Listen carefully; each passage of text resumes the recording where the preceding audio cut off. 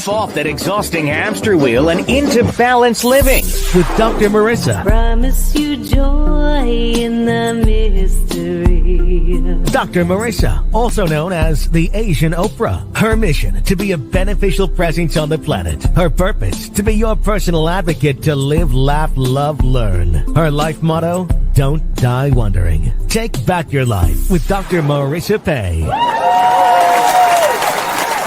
And welcome. You are tuned into Take My Advice. I'm not using it. Get balanced with Dr. Marissa, the morning show here on KCAA, NBC News, CNBC News, and NBC Sports Radio, KCAA, AM 1050, FM 102.3, FM 106.5, and streaming everywhere.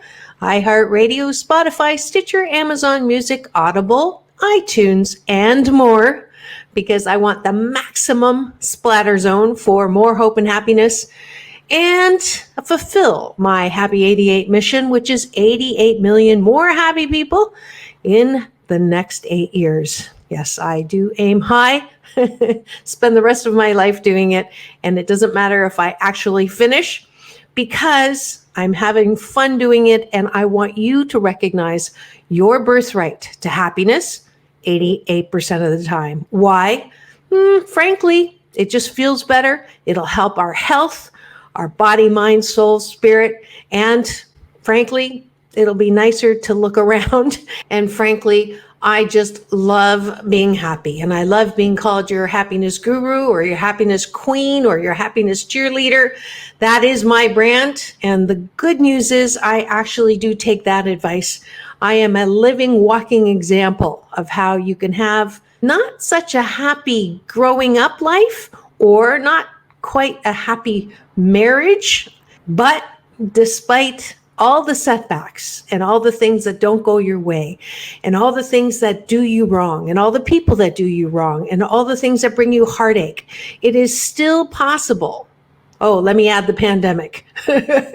Going through a pandemic, going through terminal illness, going through abandonment or neglect or heartbreak or shame or loneliness, all of those things that I happen to talk about in my book, 8 Ways to Happiness from Wherever You Are, all of those things do not have to keep you from being happy 88% of the time.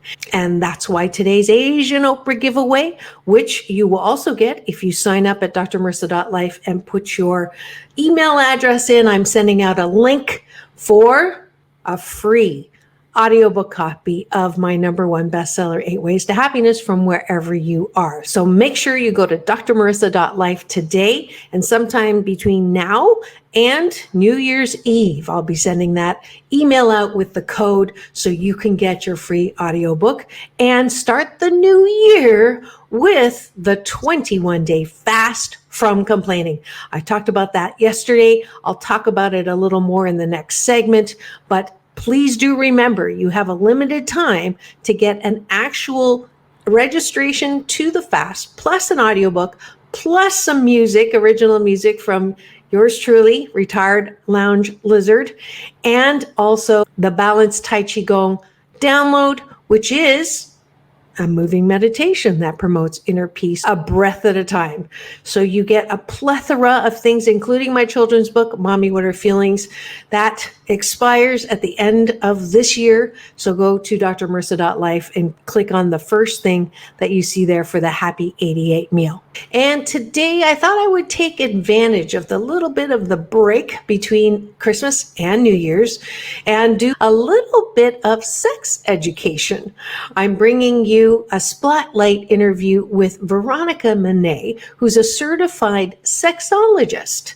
So yes, this is not for kids. So you might want to turn this off and go to my YouTube channel a little bit later, because I absolutely still am determined to make pleasure a G-rated topic. That's when we return here on Take My Advice. I'm not using it. Get balanced with Dr. Marissa, the morning show here on KCAA, the station that leaves no listener behind.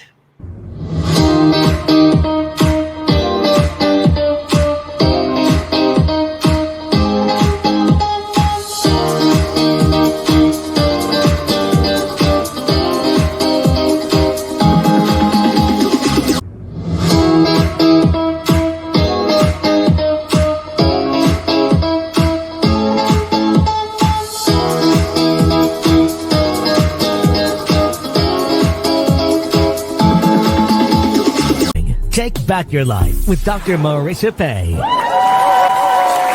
And we're back. You're tuned into Take My Advice. I'm not using it. Get balanced with Dr. Marissa, the morning show here on KCAA, NBC News Radio, AM 1050, FM 102.3, FM 106.5, and streaming everywhere, including my YouTube channel, where you can get my new short film that I showed you yesterday, the new PPP, Post-Pandemic Possibilities, as well as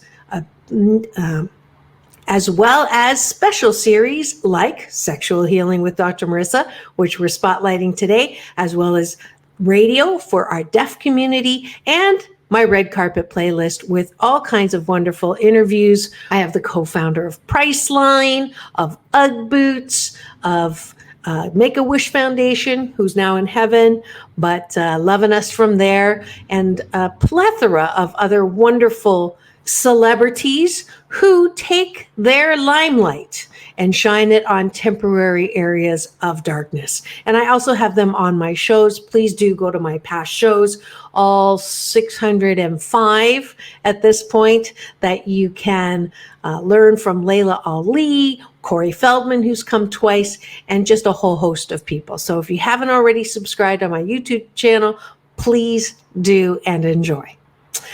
And as promised, I'm bringing you a little bit of sex education, not just about pleasure, but how do you heal from past pain that includes sexual trauma. So without further ado, here's Veronica Monet, my guest sexologist. Enjoy. Veronica Monet is a certified sexologist and anger management specialist who helps couples to connect with compassion and create vibrant, heart-centered, love-term relationships. Her 5 steps to exquisite partnership is a unique approach to relationship difficulties that transform conflict into deep intimacy. Without further ado, please welcome Veronica Monet to my show. Yay! So I ask my guests usually an opening question as follows. I have a friend who doesn't have an answering machine. She has a questioning machine. And when you call her, it says, "Who are you and what do you want?" So Veronica, who are you and what do you want? Oh, wow. That's a really good question. I'm just a person who grew up in a very troubled, dysfunctional family, saw a lot of discord between my parents, went on to have my own very troubled marriage, and now I'm on a mission to help people realize the same healing journey that I have, which is today I'm enjoying the relationship of my dreams. That's fabulous. Yeah. And what caught my eye when I found you was you have a website called Shame Free Zone. Yeah. And that absolutely is something that the reason why I started this series was the extraordinary number of women who sound like they have the same kind of what you just shared about who you are and how you came about to where you are now. And I am in that number. I resemble that story as well. And I knew, and I love the fact that I get to, on this show, bring on people who can teach me and help my listeners as well heal from that kind of a past so that our relationships don't continue to repeat the troublesome ways. I purposely did not pre-interview you because I wanted to get to know you on the air and kind of have this unfold spontaneously. And I'm no pressure, but you are my coach today, because I'm starting a Kickstarter campaign on my love life once again. Yes, good. I'm glad. Because go ahead. It's helpful to know where your coaches come from, what their background is. So I've got the certification as a sexologist, a sex educator, an anger management specialist, and a relationship coach. But really, what I think counts the most is experience. Yes. What have you lived through? And I've lived through a lot. I grew up watching my parents in a domestic violence situation. I went on to have my own. So I have literally recovered from domestic violence from both sides. I really don't see it as kind of the victim-perpetrator model that so many people do. I see it as a disease that kind of afflicts our culture. And what's interesting is that's a really loaded term that most people don't want to identify with, and I can understand that. But there's always precursors, these slippery slopes that can take us down that road. And a lot of people are doing these things, and they kind of excuse it. So my, I look at my slippery slope, and I don't think it's okay to call somebody names. I don't think it's okay to slam doors. I don't think it's okay to throw a dish. I'm surprised how many of my clients think that sort of thing is okay. But I can see how someone would say, well, I'm just unleashing my anger and releasing the anger. And I'm all about venting, but I do believe that there are ways to vent safely and without hurting anyone, including yourself. You can actually negotiate with your partner on that and say, hey, rather than have our nonviolent conversation, what I'd really like today is to just vent. I want to extirpate all this horrible feeling that's inside me. Do you have bandwidth for that? But see, that's negotiated, and that's agreed to. That's a lot different than blindsiding somebody with a lot of insults and verbal assaults, which really shuts down the relationship. Absolutely. So define for me what you mean or what you talk about when it comes to shame. Oh, shame covers so many things. Yes. And here's a really important distinction. I think that some people will say that there's good shame and bad shame, and I disagree. Okay. I think that there's guilt. Guilt can be a really good thing. It can be the thing that drives your conscience. You feel guilty. It's usually about something that you did. We don't feel guilty about ourselves. We feel ashamed of ourselves. But we feel guilty about what we've done. So that can be something that can tune you into what behaviors might I want to modify. Okay. Let me get personal for a second. I feel shame about the way my body looks. Okay. I feel shame about thinking about having a sexual relationship without commitment. I feel shame about, well, right now I'm feeling a little shame about even talking about this stuff out loud because this is not something we're supposed to talk about. I feel shame about one minute I'll go, oh, it would be great to have a physical relationship with this person, and I go all the way up to the edge of making the plans, and then I'll go, what am I doing? I don't even know this person, or I don't even know if I like this person. Why would I say, okay, I know you want to jump me, so let's schedule a time to have that happen. And it's as real as right now that I'm going through this, where I'm so torn as to, well, it's wrong to have sex without a meaningful relationship, or is it wrong to have sex? So all of those levels of shame. Tell me how to feel better about myself in all those conditions, if you could. First of all, Marissa, sorry, I just want to say, wow, it hurts when I hear any woman say she feels bad about the way she looks, her body. And I think it's ubiquitous. I think all women have body shame. The culture is really kind of bent upon making sure that we do. Yeah. And not because I'm kind of tired of hearing about how we're pummeled with perfect bodies, images of perfect bodies. We're actually being pummeled with images of bodies that do not exist.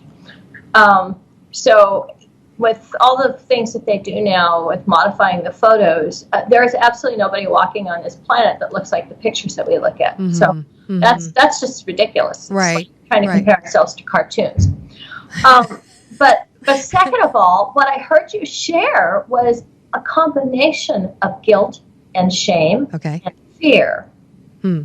So can I kind of parse that out for you? Yes, please do. And before you do, though, for those of you who just joined us a little late and you're wondering who I'm talking about shame and guilt with, this is Veronica Monet, and she is someone that a certified sex therapist / sexologist / everything that I'm picking her brain and her heart today on the air because it is the last week of the month, Sexual Healing with Dr. Marissa on Take My Advice. I'm not using it. Get balanced with Dr. Marissa. So in case you were wondering what you just stumbled into, that is what it is. And please do break me apart and put me back together. As usual, I am totally laying myself on the air table. You have made yourself very vulnerable, and yes. I honor that, and I bow to that too. Thank you. So what I heard was when we feel bad about our bodies, that is like shame in its most unadulterated form, because that's about our person. And shame is the way we feel about ourselves, not about what we've done, not about what we might do, but about ourselves. Now, sexual shame gets a little tricky because we can have shame about sex, and that is innate. We are sexual creatures. So a lot of us are walking around with a sense that there's something shameful about the fact that we are sexual. Yeah. Now, do you think that comes from church? Do you think that comes from religion? Do you think that comes from society? Because I had this thought the other day, what if we never went to church? Like, what if we grew up like the cave, in the cave days when there was not organized religion, when there was not a societal way of communicating what the norm is? Yes. How did we, was it sex all the time? Was it, we are sexual beings, but sort of what is okay? Like what is, without all that stuff, what would be, like how many times a week would it be? Or how many times, or is that all we're going to be doing? Yeah, probably more like how many times a day. Yes. But so that's a big topic, and I've got a lot to say about that. I don't want to take up your whole show on that, but I will just say briefly that, there's a difference between religion and spirituality. Okay. And organized religion really was the first form of government, and therefore the first form of control over large groups of people. And usually when we're trying to control large groups of any sentient being, we either neuter them or find some other way to control their sexuality. This is what we do with domesticated animals. So you might look at the controls on our sexuality as a form of domestication, a way of trying to keep us from being fully matured. So anyway, that's my little philosophical answer to your question there. Getting back to the personal here. I think that it's so embedded in the culture and has been now for a good 6,000 years. It's kind of pointless to try to figure out, did it come from religion? Did it come from the government? Did it come from my parents? Did it come from the people down the street? The important thing is, how do we get past it? Good and point. I'm, looking for other models. It is good to find out that there have been some indigenous cultures historically who had a more positive approach towards sexuality. And not surprisingly, the more sex positive a culture, the less violent they are. So we kind of see that violence tends to push sexuality into the darkness of shame. And so if you've got a violent culture, it tends to be sex negative. And who can tell, chicken or egg, which one comes first there? Okay. They kind of feed into each other. If you as a human being want to get past your sexual shame, the first thing really is to sort out the fear, the guilt, and the shame. So, and I heard all three when you were talking about how you feel about getting involved sexually. So the fear, that's a really valid point that we need to take time to look at. Am I afraid of getting pregnant? Am I afraid of getting a sexually transmitted infection? Am I afraid of getting emotionally involved and getting my heart broken? And to really and all three of those are a no, because I know how to take care of myself. Physically, okay. I no one can break my heart because my heart it belongs to my UPS man, my universal power source. And so it can't get broken. I know that I'm a precious child of the universe. And so there's not fear of those.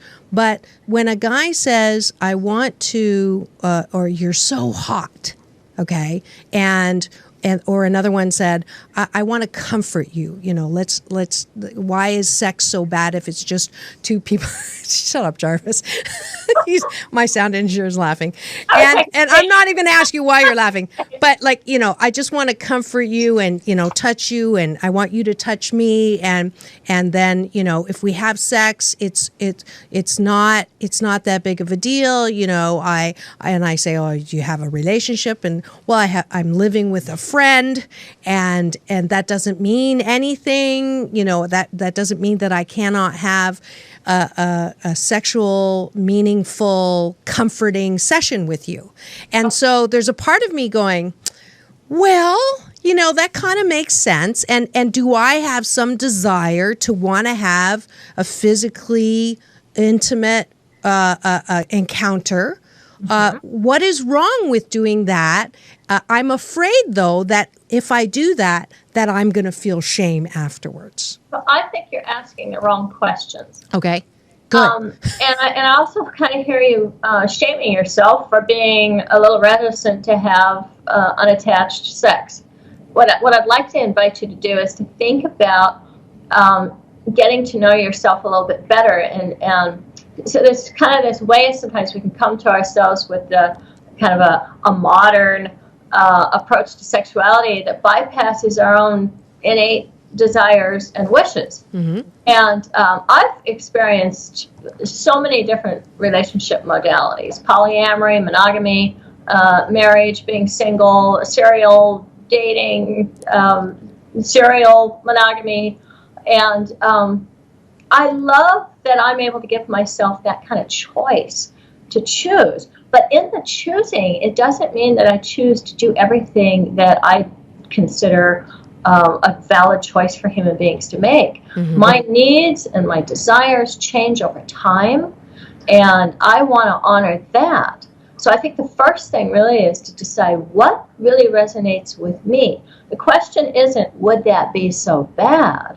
The question is, what would be my highest sexual expression right now? What would be the thing that would fulfill my fantasies on every level? Because, Marissa, you're not somebody who settles for not bad. You are somebody who is striving. How'd you know? Very best. Yes, and that keeps me single. That's a terrible belief. Yeah, well, I had two thoughts. The brat in me said, well, I try everything once and I haven't tried serial polygamy. So that's one. But seriously, you make a good point. What do I want? And I guess what confuses me, and I don't know if any of my listeners, if I'm preaching to the choir or not, I'm not consistent in what I want. And this is the fear, is like, when I'm talking to him, I'm thinking, okay, that sounds like a good idea. And then literally the next day, I go, I don't think I can do that. I'm like shocked at myself that I could think that way. And then I change my mind and go, well, I know I can't do that. So I guess the fear is, I'm afraid that I'll change my mind and then I'll feel bad about what I've done or what I... And I hope you're enjoying this. I know just listening to it again that I'm reminded of the work that is required to love yourself, including your body, including the way you look, so that you're not walking around with antenna going, who loves me? Who desires me? First and foremost, can we love ourselves? So when we come back, we'll continue with more of my spotlight interview with Veronica Monet, sexologist, here on Take My Advice, I'm Not Using It, Get Balanced with Dr. Marissa, the morning show here on KCAA, the station that leaves no listener behind.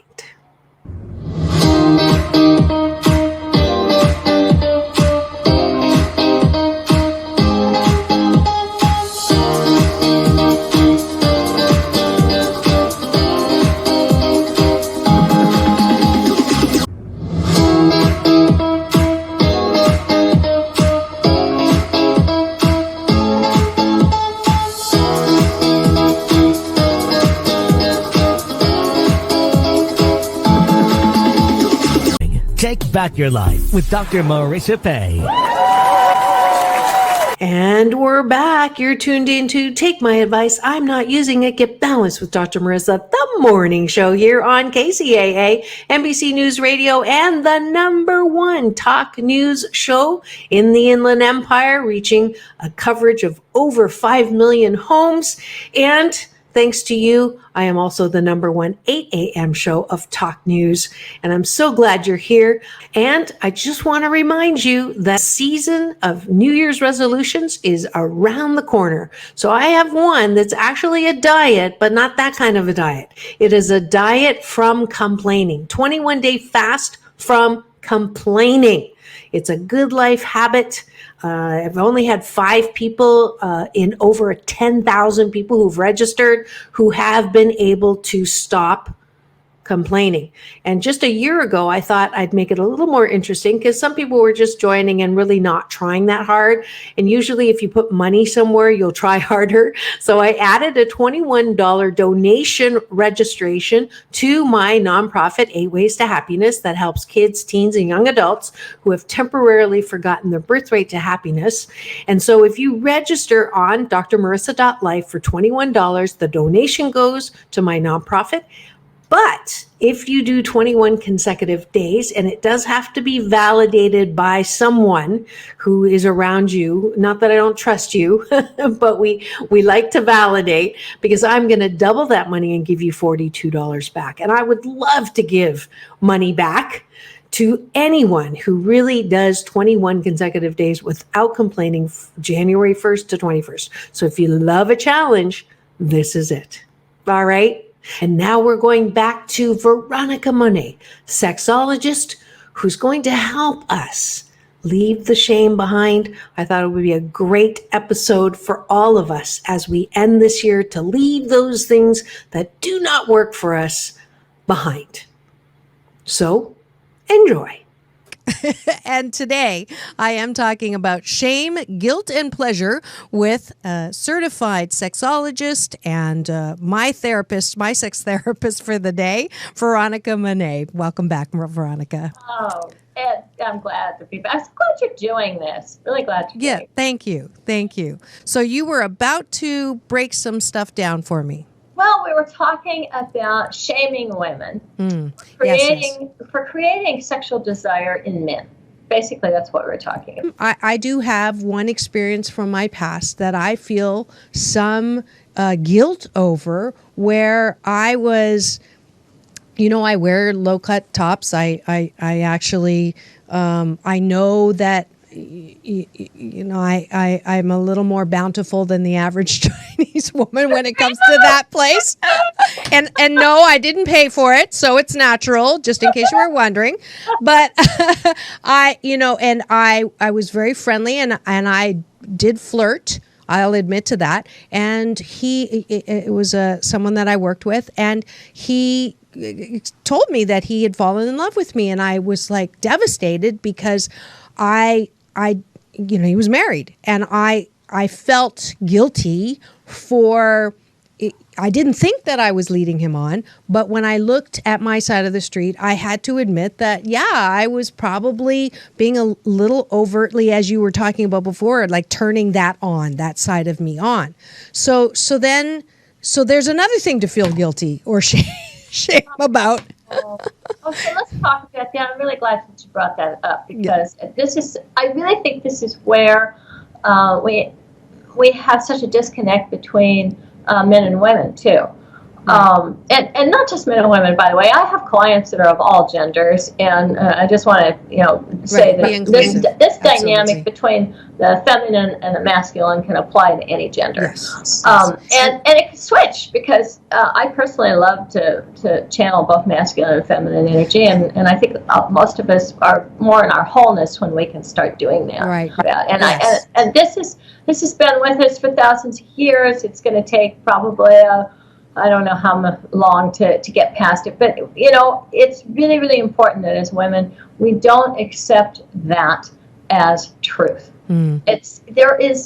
Why should we be ashamed or guilty or remorseful for being attractive, or creating sexual desire in another human being. I, as a woman, find that there are both men and women who can create sexual desire in me. I'm bisexual. I certainly don't think that either men or women are responsible for the fact that I feel sexual desire. I don't think that they have to be sexually interested in me just because I feel that way about them.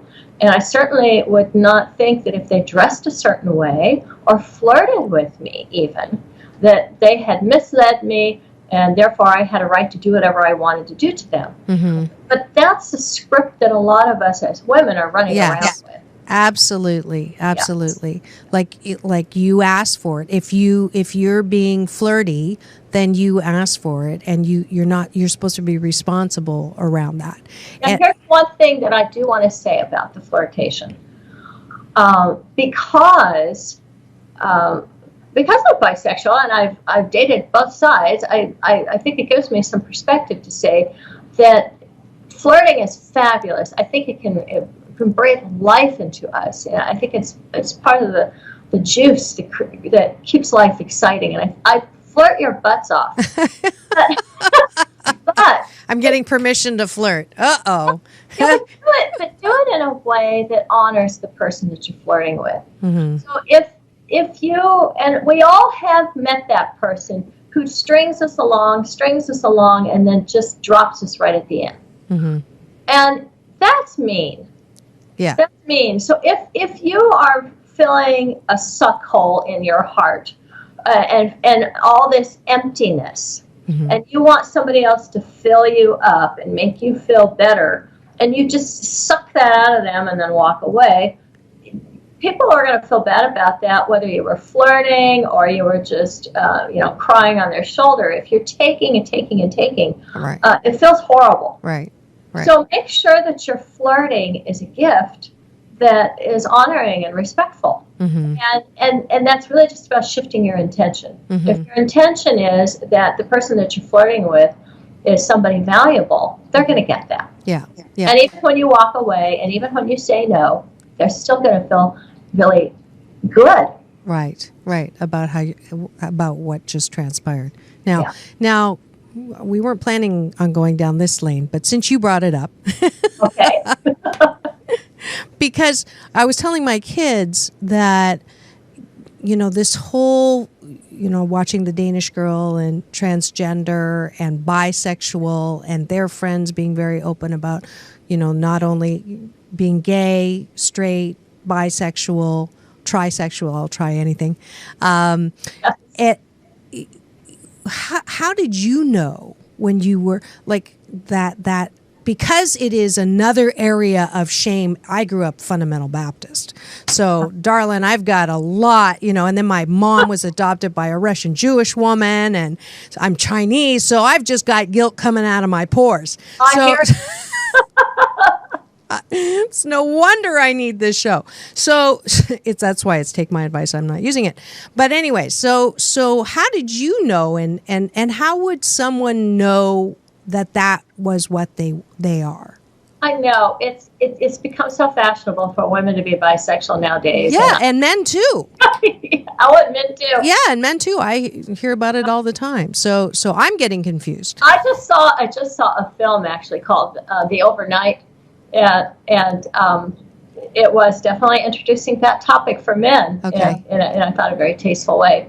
So I knew when I got to college, and it had to do with the fact that we all had to share the same bathroom for taking showers. And I was very distracted by what I was seeing. Did you feel shame? Did you grow up in... I felt embarrassed and frightened. Mm. And I thought if they find out, they're not going to trust me. And so I kept it a secret. Mm-hmm. And I was terrified that somebody would find out. Okay. And I had a long, painful coming out. I didn't come out until I was 29. And it was painful because I would get crushes on girls, but I didn't understand why I didn't even know I was having a crush. Mm-hmm. And then it wouldn't actually turn into a relationship. I'd feel frustrated. confused, and of course, so did they. Mm-hmm. So until you've actually found out, the truth about your sexuality, you can create a lot of pain for yourself and a lot of confusion and frustration for other people. But you had an awareness. So I guess that's probably because it's so fashionable. I find myself asking myself, so am I? I mean, is that? I don't think I am, but so you have to have an awareness. I wouldn't make a blanket statement like that. I would say if somebody was bi-curious, go check it out. But please don't stick with it just because it's fashionable. Yeah. If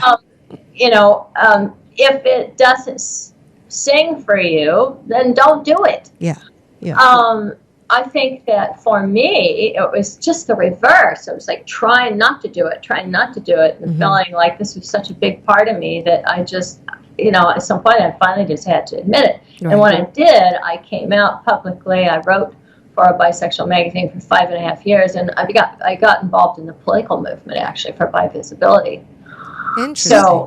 And at this point in my life, I'm very aware of the fact that I'm bisexual because I have attractions to women, but I've in a basically monogamous relationship with a man for 5.5 years, and I'm very, very happy. Mm-hmm. So that's the other thing.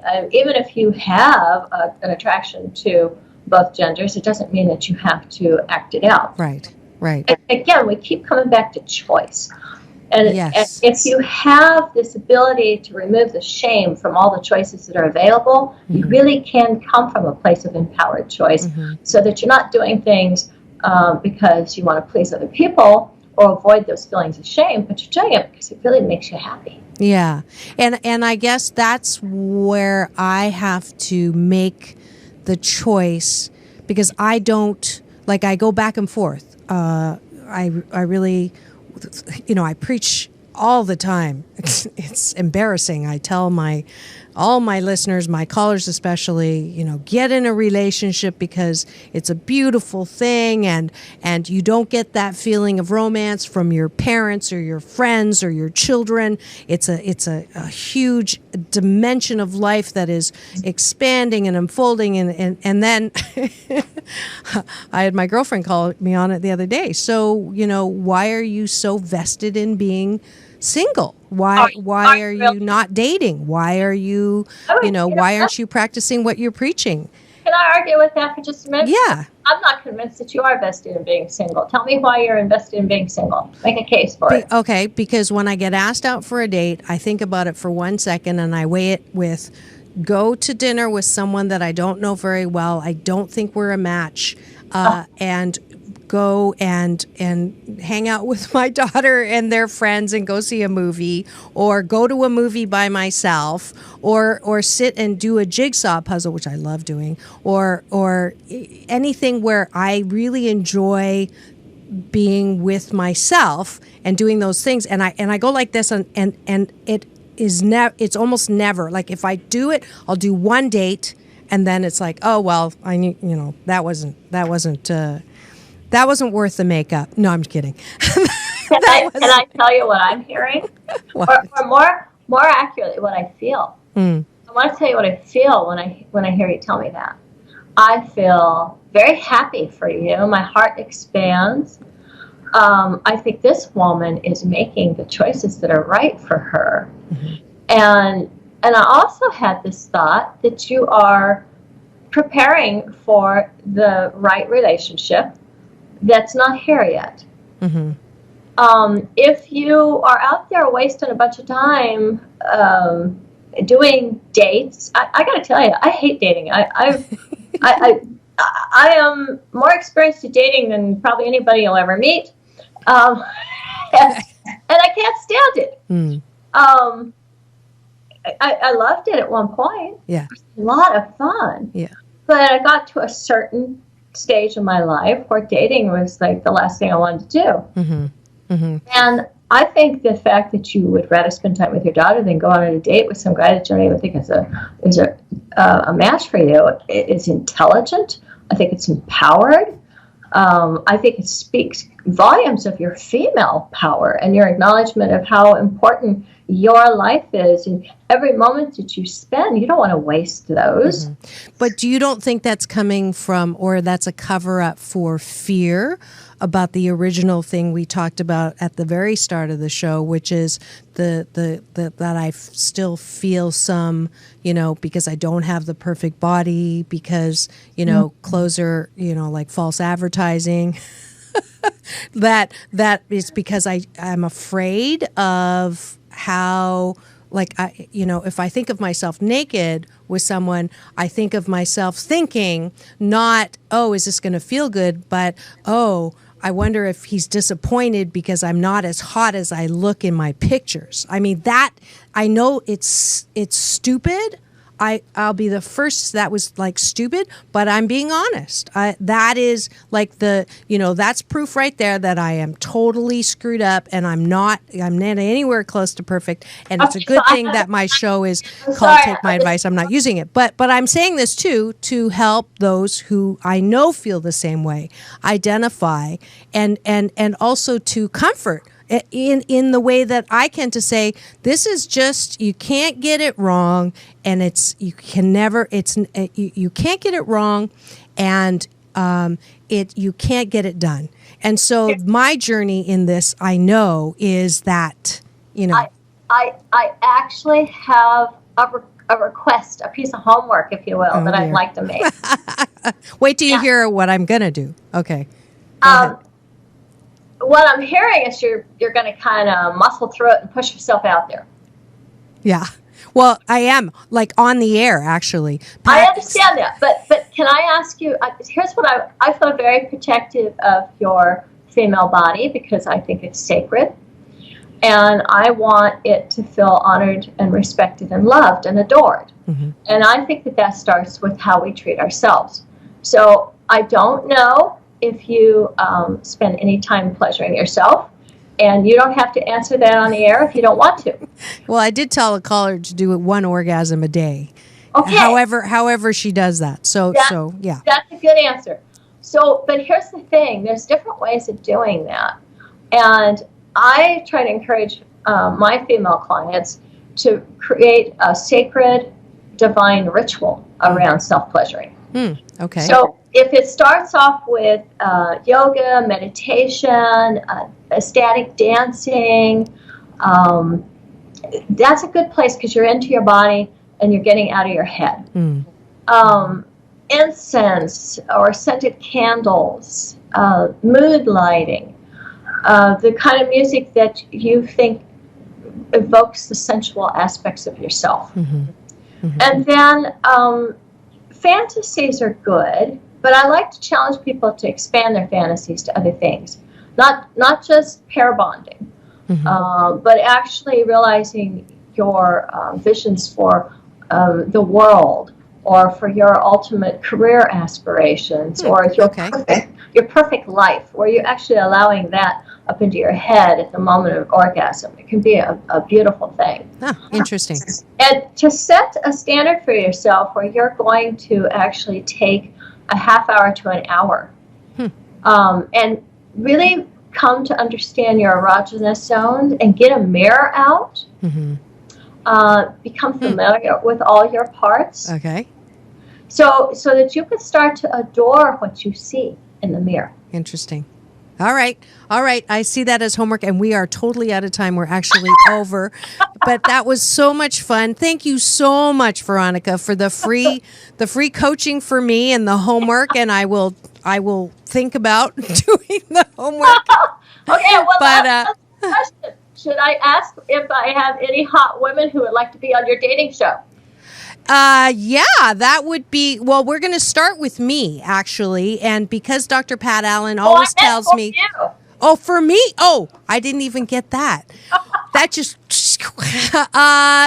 I'll get back to you on that. Get back to me. Okay. It's very rare that I'm speechless, and that one got me. Thank you so much, Veronica Monet, for coming on Take My Advice. I'm not using it, and boy, I don't know if I'm going to be using anything after that. Well, I hope you enjoyed that. You can actually get the entire show on my YouTube channel, so please do free subscribe. You'll get an alert every 8 a.m. weekday mornings that a new show is about to drop, and you'll be able to access old shows. All right? So that's it for show number 606. But who's counting? Here on Take My Advice, I'm Not Using It, Get Balanced with Dr. Marissa, the morning show, reminding you that it is all about balance. Peace in, peace out, world peace through inner peace. This is Dr. Marissa reporting live from my living room during the pandemic, reminding you to go forth and multiply the goodness that you are. And have the best day ever. Well, she has been dubbed the Asian Oprah, and she just wants all of us to be happy.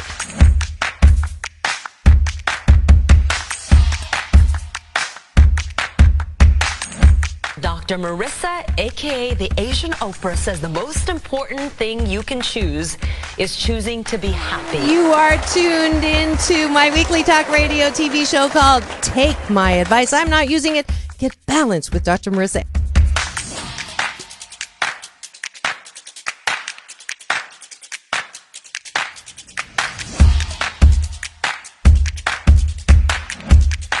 That's the idea for Dr. Marissa Pay's new book called 8 Ways to Be Happy. Many of us say, I am my own worst critic. Nobody's harder on me than I am. And my response to that is, stop it! Why are you doing that to yourself? You have to be your biggest fan, because if you can't at the end of the day say, I did a good job, who is? We don't have to constantly be angry at the things that are wrong. Why don't we choose to be happy about things that are right? We have the choice. That's our muscle. And life is so amazing if we can see it.